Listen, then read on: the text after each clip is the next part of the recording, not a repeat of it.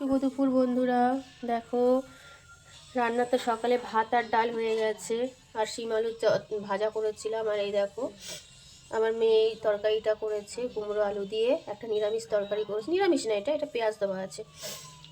ওবেলার জন্য তরকারি করে গেছে, নিরামিষ না, কুমড়ো আলু দিয়ে করেছে।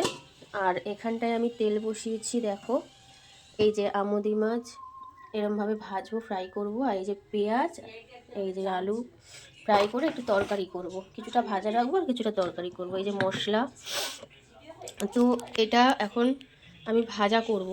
হ্যাঁ, তো এই ভাজাটা না মানে আমাদের ঘরের সবাই ভালোবাসে, তাই আবার করলাম। একবার করেছিলাম, তো ভালোই, তখন ভালোই লেগেছিল খেতে।